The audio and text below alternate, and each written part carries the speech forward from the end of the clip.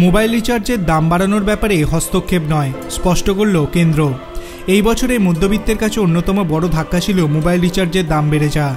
দেশের 3 বৃহত্তম telecom operator Jio, Airtel এবং ভিআই প্রায় 11 থেকে 25% রিচার্জের দাম বৃদ্ধি করেছে। যদিও সংস্থাগুলি এই সিদ্ধান্তে অখুশি গ্রাহকেরা, তবে টেলিকম সংস্থাগুলির এই সিদ্ধান্তে কোনো হস্তক্ষেপ করবে না বলে আরও একবার স্পষ্ট করল সরকার। কেন্দ্র জানিয়ে দিয়েছে তারা বেসরকারি টেলিকম অপারেটরগুলির এই সিদ্ধান্তের সঙ্গে জড়িত হবে না। ট্যারিফগুলি টেলিকম রেগুলেটরি অথরিটি অফ ইন্ডিয়ার আওতাভুক্ত, তাই সংস্থাগুলির ট্যারিফ সিদ্ধান্তগুলিতে হস্তক্ষেপ করতে পারবে না সরকার।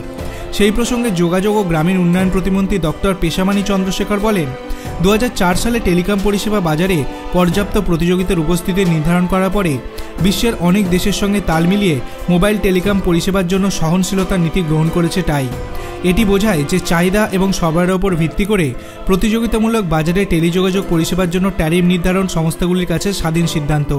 তিনি আরও বলেন, ভারতীয় টেলিকম শুল্ক বিশ্বের মধ্যে সর্বনিম্ন।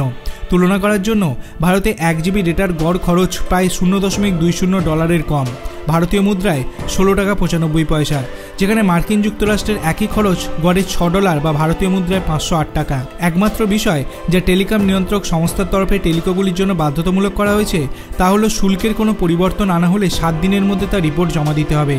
এছাড়া শুধুমাত্র SMS এবং কলিংয়ের সুবিধার সাথে প্রিপেড প্ল্যানের প্রয়োজন রয়েছে কিনা তার চিন্তাভাবনা করছে ট্রাই।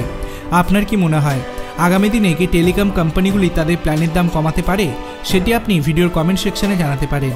ভিডিওটি ভালো লাগলে লাইক করবেন, চ্যানেলটিকে সাবস্ক্রাইব করতে ভুলবেন না। ধন্যবাদ।